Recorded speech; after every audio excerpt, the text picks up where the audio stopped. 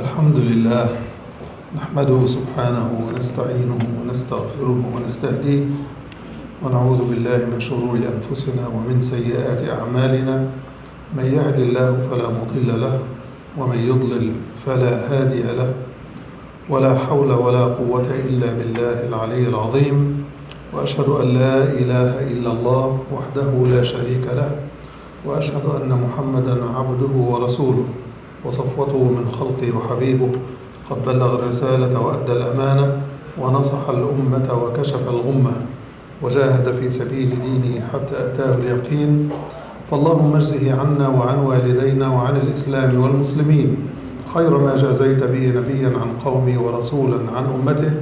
اللهم أحينا على سنته وأمتنا على ملته واحشرنا تحت لوائه وأوردنا حوضه واسقنا من يده الشريفة شربة هنيئة لا نظمأ بعدها أبدا. We have been addressing the issue of man in the Quran as described, and we are focusing on the fact that Allah subhanahu wa ta'ala is telling us openly that He has created us weak, He has created us from weakness, and we explained that the purpose of telling us that is to humble us, to bring us to humility. Also, we find that because Allah subhanahu wa ta'ala is the one who created us, He definitely knows us. As He says, أَلَا يَعْلَمُ مَنْ خَلَقَ. Doesn't He know what and whom He has created? Or doesn't He know the one who created? Of course He does. So knowing our weaknesses, Allah subhanahu wa ta'ala supplemented us with things that will help us overcome our weaknesses. You read in Surah Ghafir, Allah subhanahu wa ta'ala is telling us, Allahu alladhi ja'ala lakum al-an'ama litarkabu minha wa minha ta'kulun. Allah subhanahu wa ta'ala is the one who provided you with animals that you take some for a ride and some others that you eat. So even the functions of those animals are classified for us in the Quran. You cannot take a lamb for a ride, but you can take a donkey, a mule, a horse, a camel, even a cow, but you cannot do that with other smaller animals or wild animals for that matter. So Allah subhanahu wa ta'ala is supplementing our weakness with sources and tools and creations that only He subjected to us. He made them available.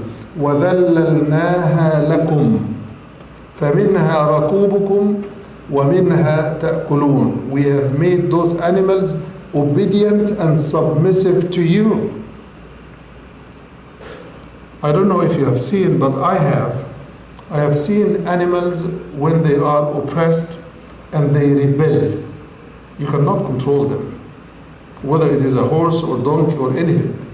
Even a small cat can be wild. If you oppress it, if you beat it, it will turn against you. So who turns a huge animal like a cow or camel submissive and obedient? Allah subhanahu wa ta'ala. وَذَلَّلْنَاهَا لَكُمْ.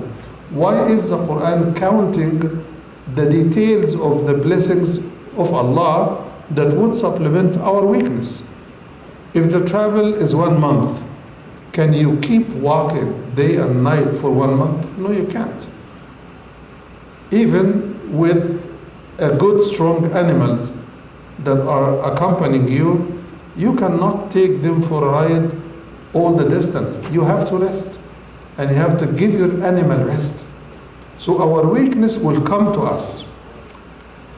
So part of our weakness is the lack of stamina and muscle to do things that only animals could do or tools could do. And this is to inspire us to research and invent and make more tools to make things easy for our life and our living. So Allah subhanahu wa ta'ala gives us some, and He inspires us to invent and develop other tools that we need.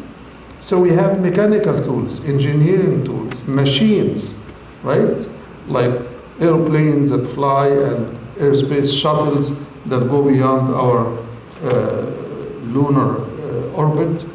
So we have to think about this. How much blessings Allah subhanahu wa ta'ala is really giving us.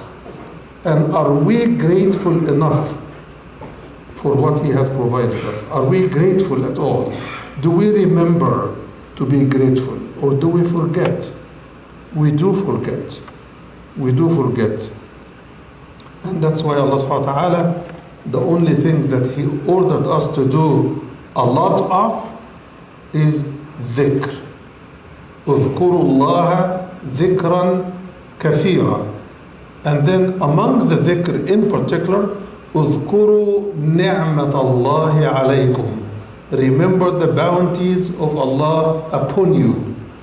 Ni'mah here is a name of sort of a creation, not one ni'mah. It's not countable, it is unlimited. وَإِن تَعُدُّوا نِعْمَةَ اللَّهِ أي نِعَمَ اللَّهِ. So the word ni'mah here is plural of species, if you will. اسم جنس. Okay? So الله الذي جعل لكم الأنعام لتركبوا منها, some you take for a ride, ومنها تأكلون ولكم فيها منافع. It has a lot more other benefits, from the skin to the hair to the wool to the bones to everything else that comes out of an animal is usable. And we are still discovering how to use the rest of the animals in the area of medicine, in the area of planting and agriculture, in the area of fertilization. So we have a lot of benefits beyond our immediate obvious needs. So for our immediate obvious needs, to have a right to help us travel far and faster, Allah subhanahu wa ta'ala named the An'am. And the An'am, as we mentioned before, are 4 types of animals named in Surah Al-An'am: the cows, the camels, the sheep, and the goats. Those are 4 animals that do not exist. You cannot translate the word An'am as farm animals, because that will include the pig. It's a farm animal. But the pig is not included.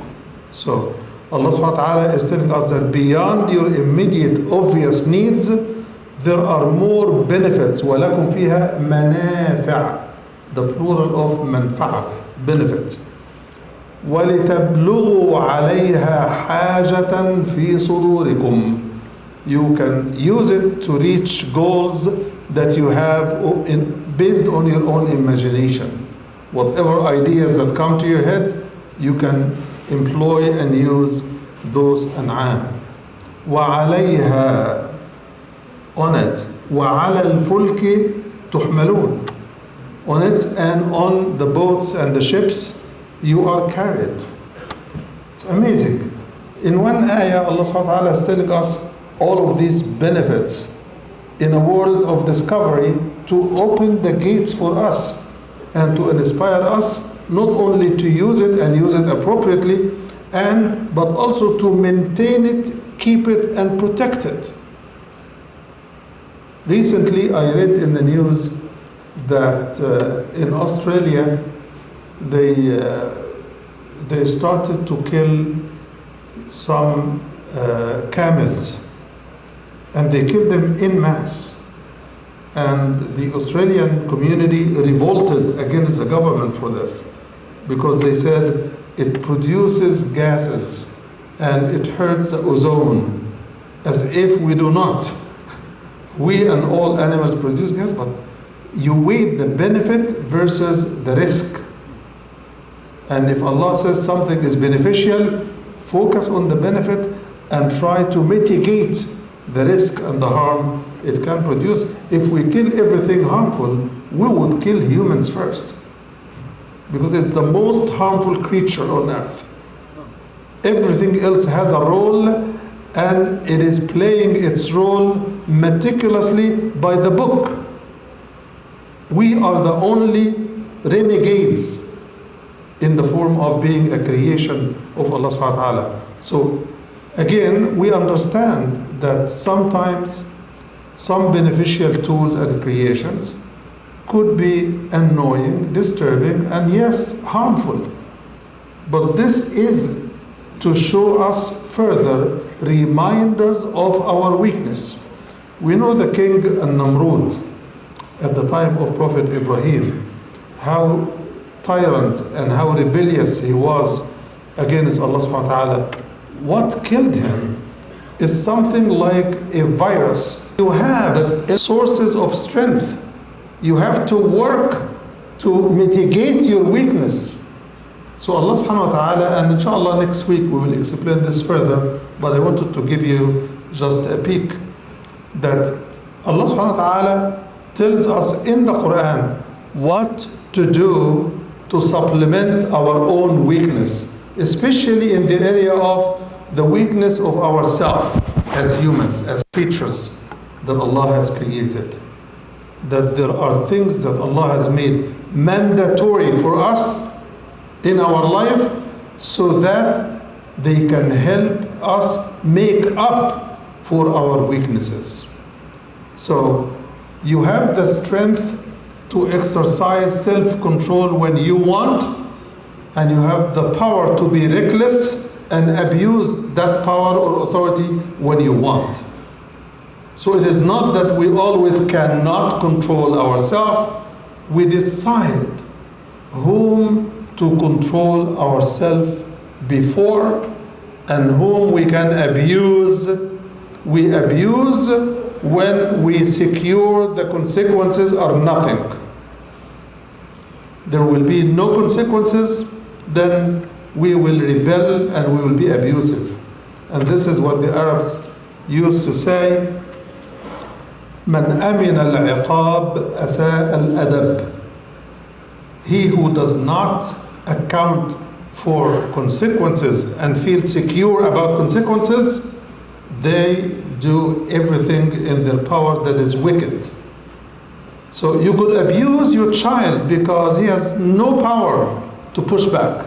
You could abuse your husband or wife because you think they don't have any power. And Allah explains this phenomenon saying, كَلَّا إِنَّ الْإِنسَانَ لَيَطْغَى أَن رَآهُ اسْتَغْنَى. The reason for this kind of tyrannic behavior is, I think I can do without my wife, or I can do without my husband, or I am secure regarding my kid. I can beat him up and he cannot answer back. Those are tyrannic behaviors that we need to think about it. And the way to cut this out is to submit to the belief that we are all weak except for the power and the authority Allah gave us, and we are titled the title of responsible for our folks. We are responsible. كلكم راع وكلكم مسؤول عن رعيته. May Allah subhanahu wa ta'ala open our heart for the Quran and help us live it and apply it in our life.